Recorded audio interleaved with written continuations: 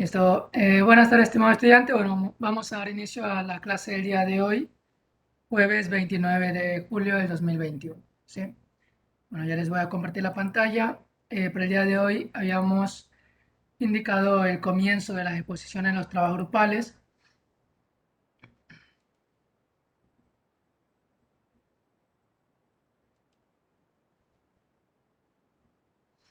Entonces vamos a trabajar de la siguiente manera. Yo les voy a compartir y cada vez que ustedes van exponiendo me van indicando para que yo le vaya dando el siguiente. ¿Sí?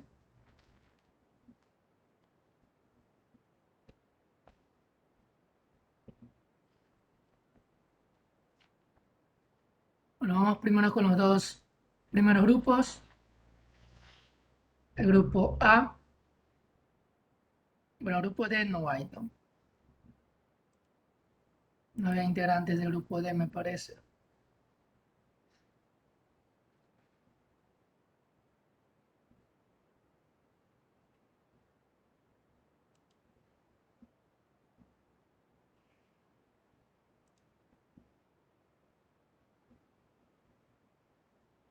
Ah, no, sí, sí hay de los dos grupos.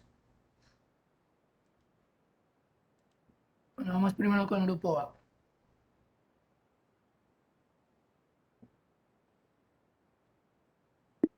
Profe, disculpe, no compartimos pantalla nosotros. Yo les ayudo compartiendo pantalla ya que si por A o B razón, más que todo es por que les había pedido dos archivos. Si yo les pedí dos archivos, eh, uno que es el informe y el otro que es la diapositiva. ¿Sí? Entonces, para verificar que sea la misma diapositiva, entonces por eso les comparto yo. A ver, esto es del grupo A. ¿Qué pasa, el grupo A? No me ha subido la diapositiva y mi apellido no está bien escrito.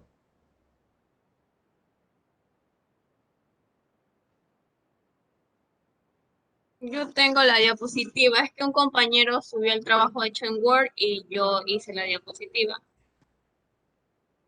Le había dicho que en el mismo informe era de subir las dos cosas. ¿Sí? Si eso estaba más que claro, en la tarea les indicaba. Si usted coge y revisa, aquí les dice lo que deben de subir. ¿Sí?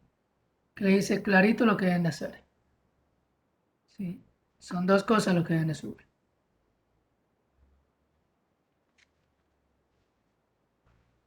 Ya lo subimos, profesor, para que nos proyecte ahí.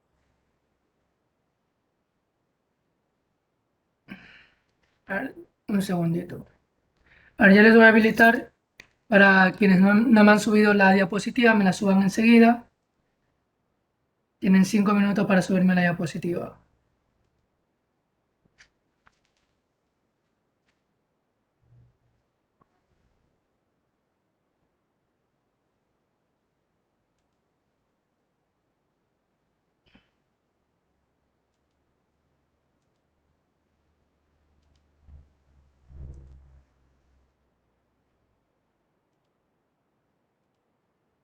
Me estoy dando un poco más. No, ya les voy a dar a ver a todos los grupos. Si por favor se han olvidado de subirme la diapositiva, por favor subirme la diapositiva al grupo que corresponde. Quienes ya la subieron, bueno, no hay ningún problema. Pero quienes no han subido la Profe, diapositiva, por favor subirme.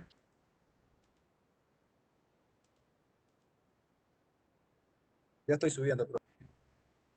Un ratito que no están todos los grupos Pusimos habilitados. el grupo.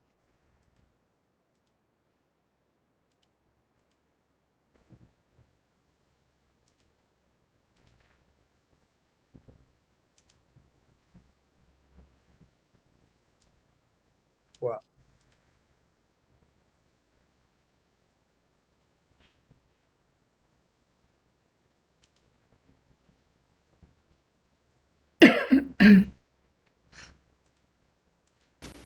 Profesor, solo una pregunta.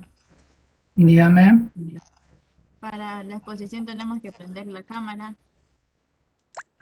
De preferencia, sí. En el caso de que se, es decir, le dé problema por la conectividad, allá tocaría apagar la cámara. Pero de preferencia, sí deberían de tener la cámara habilitada para la exposición. Que yo tengo problemas con el internet, la prendo y escucho todo al desorden y también me va a escuchar así. Por eso la mantengo apagada. Bueno, ok. Está bien. Deme un segundito que tengo desconectados los parlantes y los voy a conectar. Un segundo.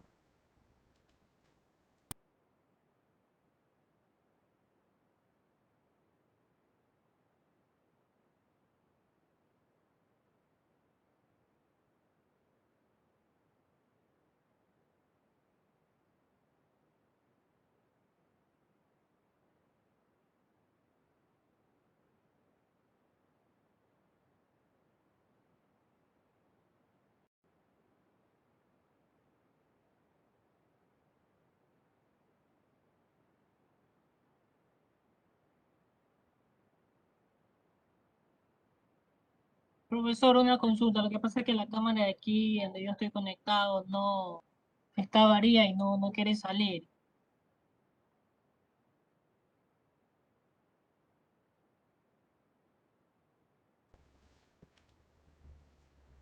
Listo, ahora sí. Ya tengo conectado el audio. Tenía desconectado. Bueno, ahora sí, vamos con el grupo A.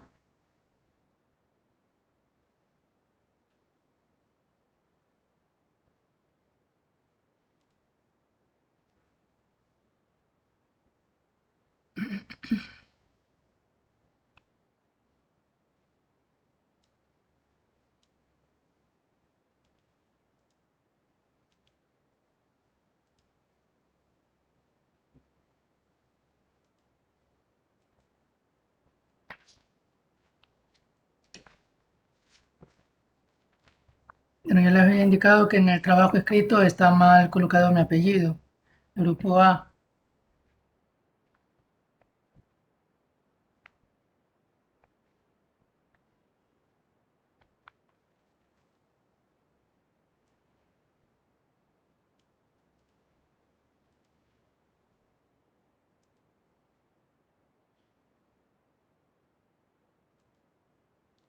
¿Me ayudan, por favor, el orden en que van a exponer, por favor?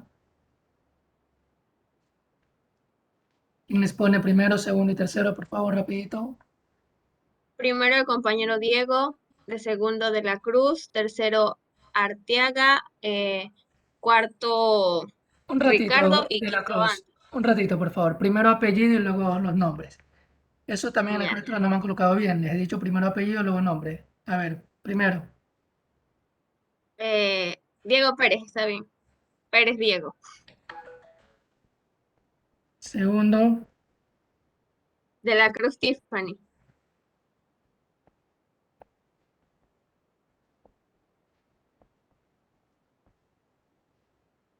tercero,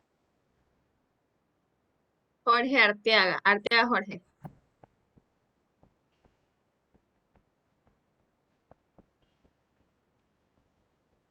cuarto. Ricardo Gutiérrez. ¿Dónde está? Aquí, aquí no está. Está Pérez Diego, Jorge Artiaga, Tiffany de la Cruz, Roldán Anthony. Sí, sí está, profe. Creo que me olvidé de colocarlo ahí. Pero sí, sí, sí. Entonces, ¿quién va cuarto? Va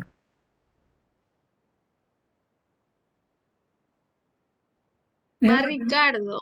Cuarto Gutiérrez va Ricardo, sino que el Gutiérrez. compañero no ha puesto el nombre. ¿Cuál es el apellido, Ricardo? Gutiérrez Ricardo.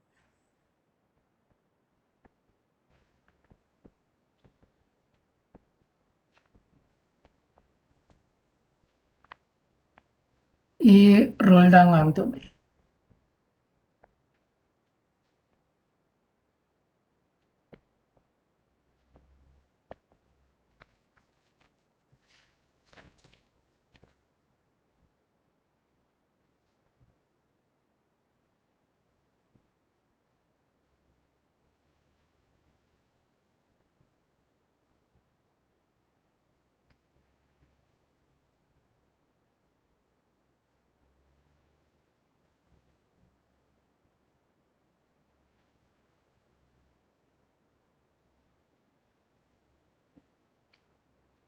Bueno, ya más adelante iremos viendo cómo es que hay que colocar ya estas referencias de acuerdo a la norma APA y cómo el trabajo hay que hacerlo de acuerdo a las normas APA. Bueno, por ahora es un poco justificable el trabajo de esta manera.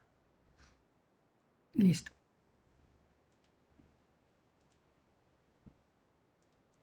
Entonces, vamos a hacer lo siguiente. Yo voy a colocar la diapositiva. El primer estudiante, Pérez Diego, realiza la presentación del grupo. Eh, luego de ello comienza con su tema, ¿sí? Y luego a lo que termina él, continúa el siguiente compañero, ¿sí? Por eso ya me han dicho cómo va cada grupo, cada estudiante va a exponer en el grupo, ¿sí? Entonces, eso ven que cargue bien la diapositiva para darle paso. Entonces, a ver, repito, primero expone Pérez Diego, luego de la Cruz Tiffany, luego Arteaga Jorge, luego Gutiérrez Ricardo y por último Roldán Anthony.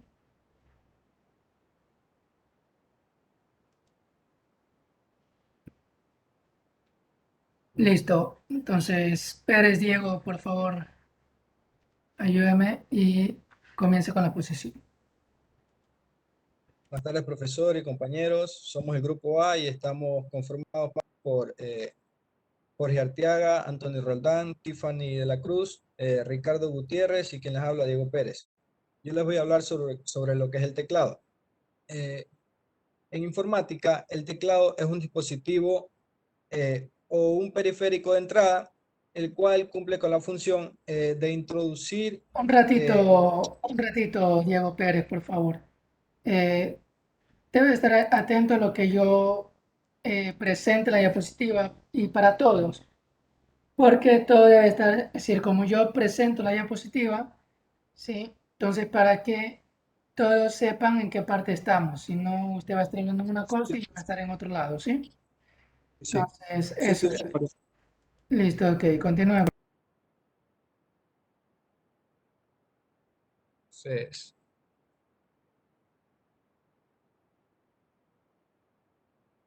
ya, profesor.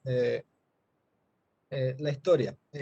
La historia del teclado comienza directamente con la herencia de la máquina de escribir desarrollada por Christopher Latham, el cual patentó la primera máquina de escribir en los años de 1816 y 1877. Tras una serie de desarrollos tecnológicos, este teclado se ha convertido en uno de los elementos estándares de los elementos computacionales actuales. A continuación, profesor.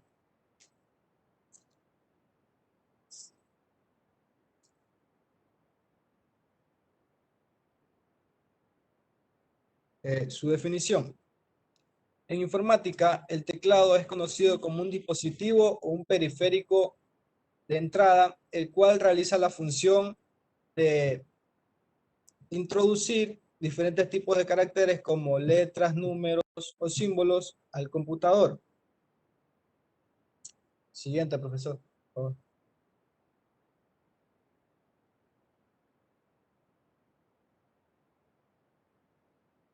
Ya, voy a hablar sobre otros tipos de teclado, pero no colocó a mi compañera en él. Sí la puse, no sé por qué le sale así al profesor la diapositiva. No sé, pero No está, solamente está esta parte aquí. Eso es lo que me han subido.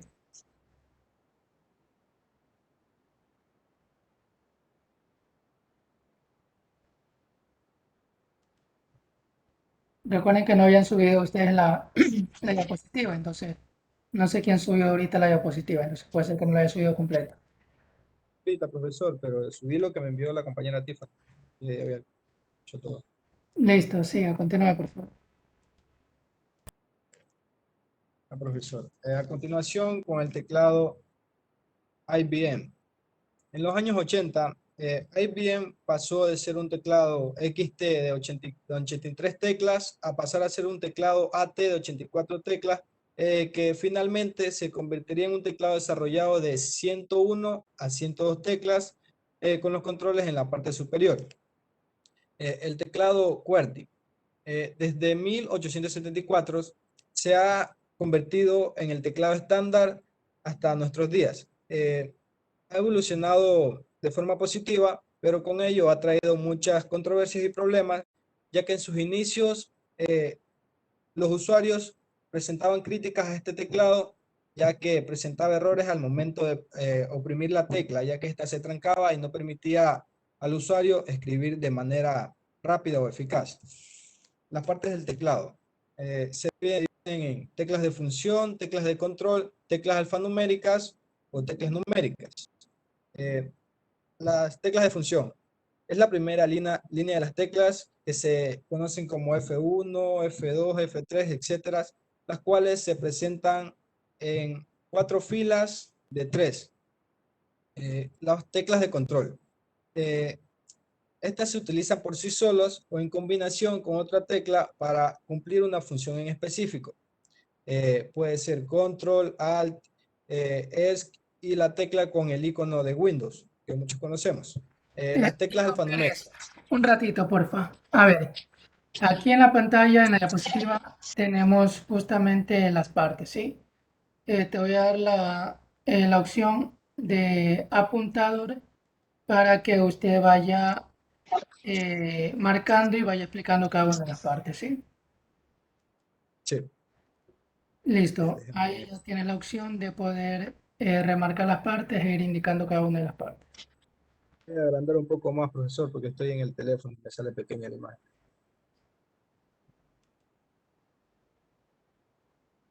Dame un segundo.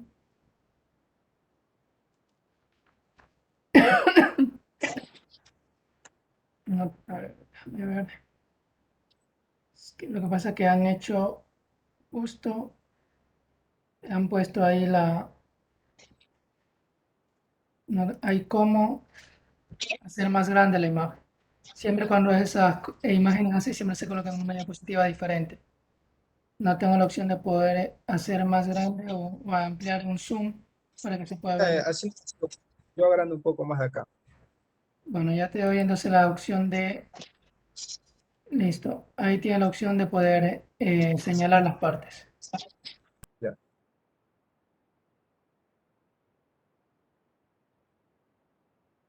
Ya, profesor.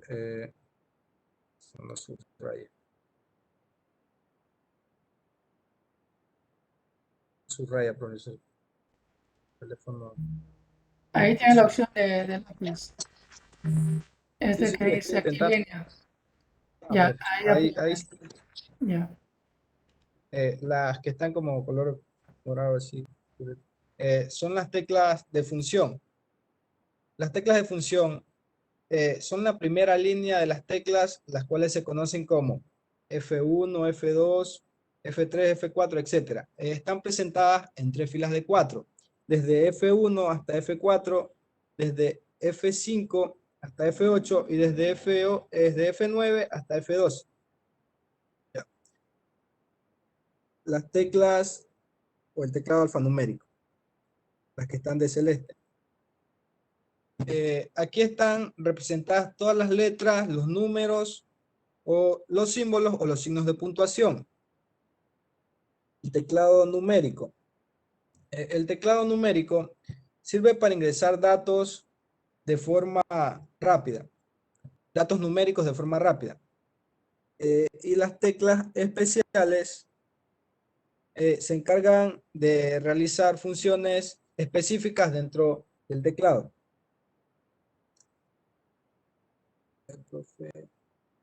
Las teclas del cursor hace referencia a las teclas de movimiento que se encuentran en el teclado. Dentro de este también tenemos las teclas de control, las cuales se utilizan por sí solas o en combinación con otra tecla para realizar una función en específico. Puede ser control, alt y la tecla que tiene el icono de Windows. Gracias, profesor. A continuación, mi compañera Tiffany les va a hablar sobre el mouse y un poco de su historia.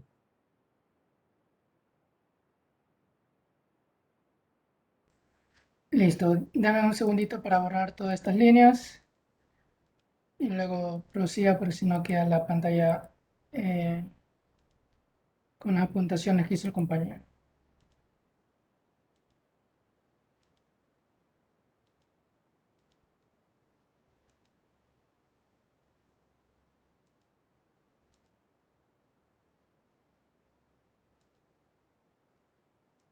Listo, puede continuar, por favor. Fue porque le sale así. No sé, no tengo idea. Y no estoy trabajando desde el Google Drive. Esto es lo que he descargado. Yo lo envié bien, incluso les envié para que revisen si estaba bien o estaba así. No sé qué pasó. Dígame, Diego Profe, Pérez. pues yo lo subí desde el celular, profe, y el documento como que se distorsiona un poco ahí. No tiene por qué hacer eso, porque si usted tiene la diapositiva y la sube a su cuenta de Drive y luego el enlace al aula virtual, no tiene por qué modificarse. Ah, no sé ahí Porque cuál será. estaba bien, Yo la envié así como me enviaron a mí. Listo, estaba que bien. continúe, por favor, de la Cruz. Voy a hablar sobre el mouse, historia del mouse. Desde la década de los 60 hasta la actualidad, el mouse o ratón pasó de ser una caja pesada hecha de madera a un accesorio liviano y ergonómico. Veamos un poco sobre la cronología de su historia. De 1952 nace el primer trackball creada por la Marina canadiense en un proyecto conocido como DATAR. En 1963 se crea el primer prototipo de mouse por Douglas Engelbart, investigador del Instituto de Investigación Stanford. De 1970 fue comercializada por la empresa alemana Telefunken, el primer modelo de mouse de la historia. La siguiente, por favor.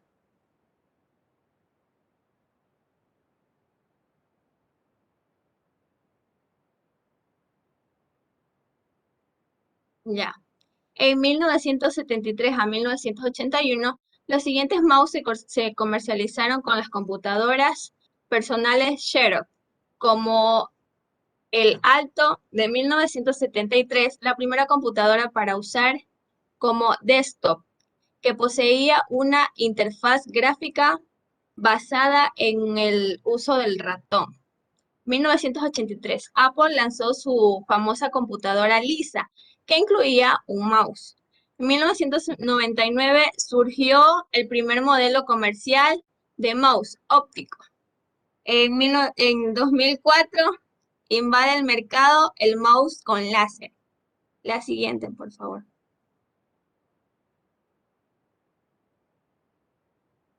Definición de mouse. Mouse es una palabra inglesa que significa ratón. La noción de mouse en español es entendida como el dispositivo amputador que permite interactuar con una computadora. Por lo general, los ratones están hechos de plástico y cuentan con un mecanismo que les permite detectar el movimiento que hace el usuario en dos dimensiones, el eje X y el eje Z, que pueden traducirse como la trasladación lateral de izquierda a derecha y el avance o retroceso. Al desplazar el mouse sobre una superficie plana, dicho movimiento se refleja en la pantalla a través de un puntero, flecha o cursor. Además de transmitir el movimiento a la pantalla, el mouse cuenta con un mínimo de 2 botones que les permite al usuario seleccionar distintas opciones, las cuales son propias de cada sistema operativo y del programa que se utiliza. Las acciones que una persona puede realizar con dichas teclas y con el mouse están colgadas y al ordenador. Él las analiza cada movimiento para saber cómo responder. Algunas posibilidades son hacer clic, hacer doble clic, mantener presionado, soltar y arrastrar. La siguiente, por favor. Partes del mouse. Las partes del mouse que forman su mecanismo básico llevan los siguientes nombres. El botón izquierdo es el más utilizado y el predeterminado para hacer clic, seleccionar o arrastrar objetos. Tiene distintas funciones que varían según la cantidad de clics que se realicen y el lugar donde ocurra. Por ejemplo, si mantienen el botón izquierdo presionado, puede arrastrar un objeto y colocarlo en otro sitio. Si realiza un clic izquierdo, permite las siguientes opciones. Seleccionar un icono de escritorio en color azul, seleccionar varios archivos a la vez, desplazar menús de inicio o de aplicaciones, seleccionar un comando de menú desplegado. También sería abrir cualquier programa anclado a la barra de tareas. Un doble clic izquierdo rápidamente permite abrir carpetas y software ubicados en el escritorio o seleccionar una palabra de un texto.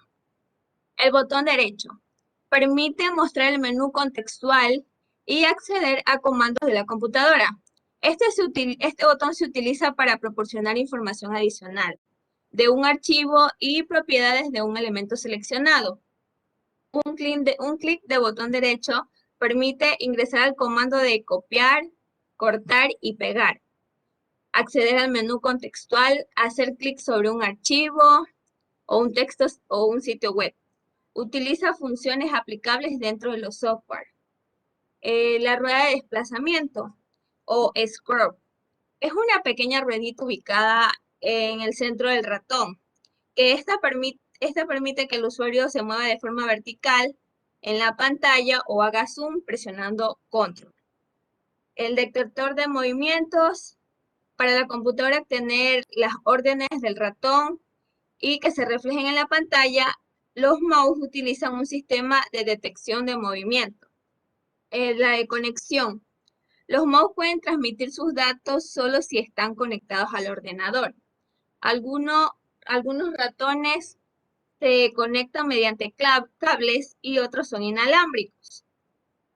Botones laterales. Los botones laterales son componentes con los que cuentan los mouse y algunos de Windows, que permite acciones como, por ejemplo, moverse hacia atrás y hacia adelante en un sitio web.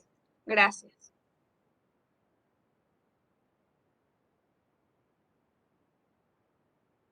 Un ratito, de la Cruz, por favor. Me hablaba sobre dos ejes que trabajaba el mouse. ¿Cuáles eran, por favor?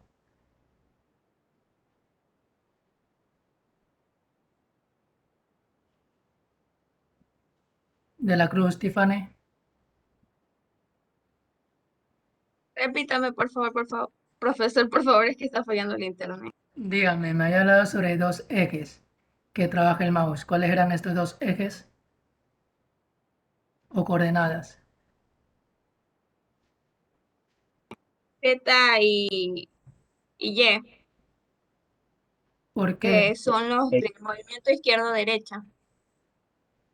Seguro Z. X y Y. X y Y. Sí, porque cuando hablamos con Z debe tener en cuenta que Z ya es tres dimensiones y cuando hablamos de la coordenada Z viene a ser la profundidad. Si te das cuenta, en el computador o en la pantalla del computador estamos trabajando en dos dimensiones, ¿sí? Listo. Ok, bueno, continúe el siguiente compañero. Buenas tardes, profesor. Buenas tardes, compañero. El escritorio. Vamos a hablar un poco sobre la historia del escritorio. A mediados de 1988, Microsoft decidió empezar de cero y desarrollar un sistema operativo portable basado en nuevas tecnologías que soporten interfaz de programación en las aplicaciones de OS2 y POSIX. OS2 es un sistema operativo de IBM y POSIX es el sistema operativo de interfaces portables. La primera versión popular de Windows fue Windows 3.0. Luego de su popularidad, lanzan Win32, o sea, de 32 bits. Consiguiente lanzaron Windows NT 3.1 y la versión de Windows NT 4.0 adoptó la interfaz de usuarios de la del sistema operativo de Windows 95, la cual incorporó software de servidor web. La versión de Windows 2000, lanzada en febrero del año 2000, incorporó varios cambios significativos a Windows NT. Se añadió un mejor soporte de red y dispositivos portátiles. Windows XP se presentó en octubre del 2001 como una actualización del sistema operativo Windows 2000 y como sustituto de Windows 95 y Windows 98. En el 2002 ya estaban disponibles las versiones de servidores de Windows XP con un diseño visual que mejoró la facilidad de su uso. También Windows sacó a la luz Windows Server 2003. Esa fue la versión para servidores lanzada por Microsoft en el año 2003. Esa estuvo basada en el núcleo de Windows XP. Windows Vista apareció en el mercado el 30 de enero del 2007 en el núcleo de Windows NT 6.0. Trajo una nueva interfaz gráfica llamada Windows Aero, que es una evolución de la interfaz gráfica denominada Luna de Windows XP. Luego, Windows 7 es el sucesor de Windows Vista, fue lanzada el 22 de octubre del 2009. Windows 10 es el nombre de la actual versión del sistema operativo Microsoft Windows, fue presentada el 30 de septiembre del 2014, incluye el regreso del menú de inicio, un sistema de tareas completas renovado y cambios del símbolo del sistema. Siguiente, profesor. Definición.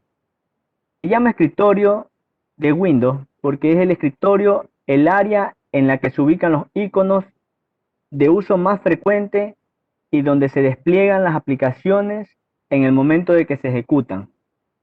Aquí se encuentra la barra de tareas, el botón inicio, los cuales son dos elementos sumamente importantes para cumplir la función de Windows. Siguiente, profe. Partes del escritorio. Botón inicio para desplegar las funciones y los programas. Iconos son todos y cada uno de los iconos que vamos a utilizar más frecuentemente. Escritorio, donde es la parte base, el fondo, donde podemos poner una imagen de fondo o dejar el icono de Windows. Barra de tareas, donde se nos van a activar cada uno de los programas las ventanas que vamos a tener abiertas. Centro de notificaciones, donde nos va a aparecer alertas de antivirus, el reloj, y si instalamos un programa o instalamos una flash memory. Muchas gracias.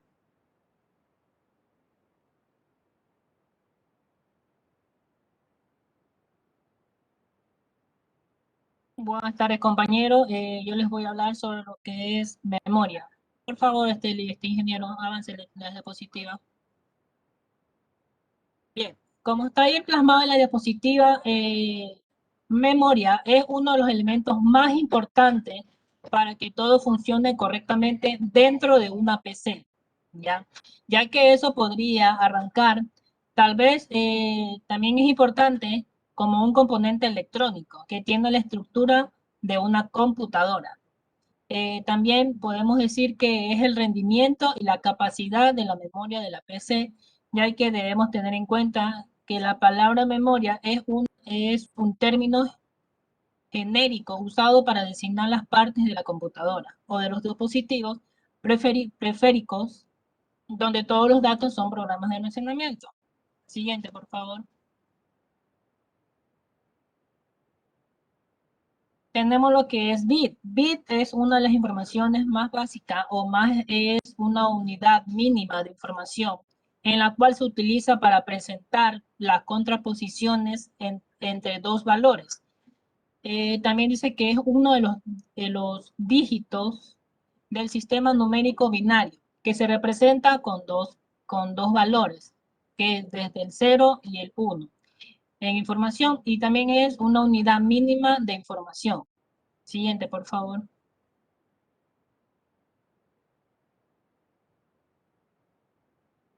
Byte. Byte se lo conoce como una unidad más básica de la información empleada en la informática y las telecomunicaciones, ya que equivalen a un conjunto de ordenador y regula de los bits. Código binario, generalmente impulsados en 8, es decir, que tenemos 8 bits equivalentes a byte, pero de dicha cantidad puede alterarse. Así que un megabyte es un byte, perdón, es equivalente a en la realidad a bit de ordenador, que es toda una unidad que tiene un símbolo convencional de representación, pero en algunos países se emplean con la letra P. Siguiente, por favor. Ya, bueno, yo le voy a hablar del kilobyte. Bueno, el kilobyte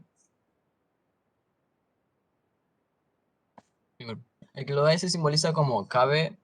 Es básicamente una unidad de información que ofrece equivalencias diferentes según el escenario informático en donde se lo utilice. ¿Cuánto equivale un kilobyte? En este punto existen grandes controversias si se aplica la definición de prefijos binarios. El kilobyte equivale a 2 bytes elevado a la décima potencia, es decir, que el kilobyte equivale exactamente a 1024 bytes. Pero si se aplica la definición del Sistema Internacional de Unidades, el kilobyte equivale a 10 bytes al cubo, es decir, 1000 bytes.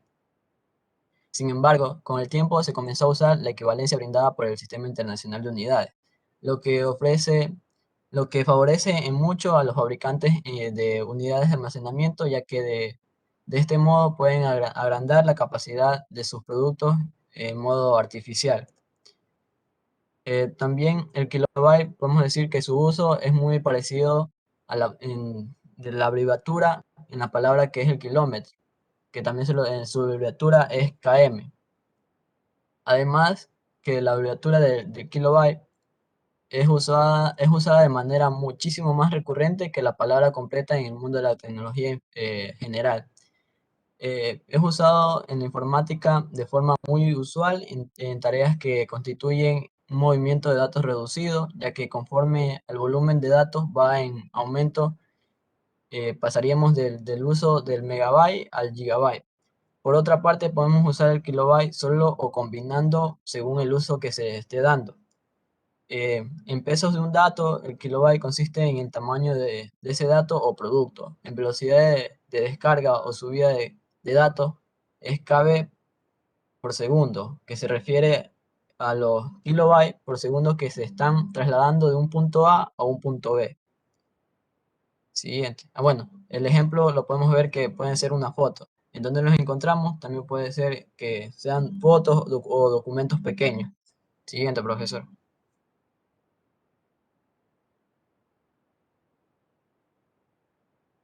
Siguiente, profe. Se equivocó, creo. Ahí. Bueno, megabyte.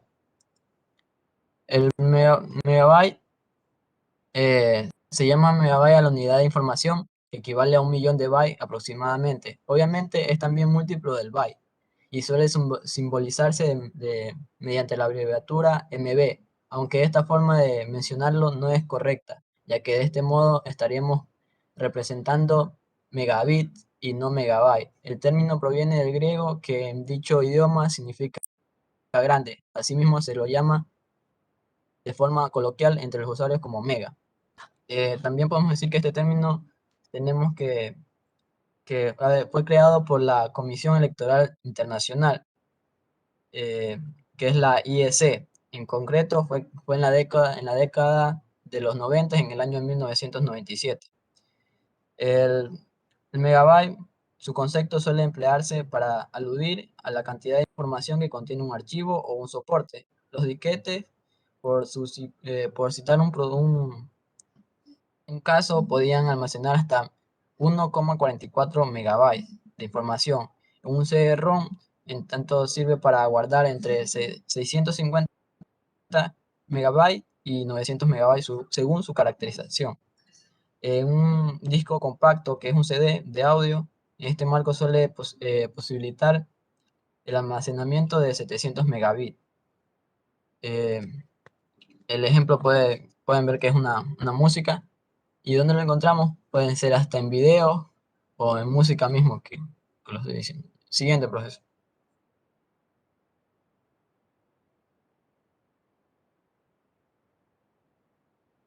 Gigabyte. El gigabyte en la actualidad es una de las medidas de información más usadas en la informática. Se simboliza como GB y puede tener equivalencias diferentes de acuerdo al uso que se haga con el término. Básicamente el gigabyte equivale a 10 elevado a 9 bytes. El origen del término proviene del idioma griego y significa gigante. Esta fue creada en 1986 por la misma empresa. Al igual que con megabyte, independientemente de los conocimientos que se tengan en informática, suele mencionárselo coloquialmente como giga. El ejemplo que está ahí, pueden ver una tarjeta SD, un micro SD, que es de 1 giga hasta llegar al definido. ¿Dónde lo podemos encontrar? Pueden ser aplicaciones o juegos que llegan a pesar de 1 giga hasta más. Gracias.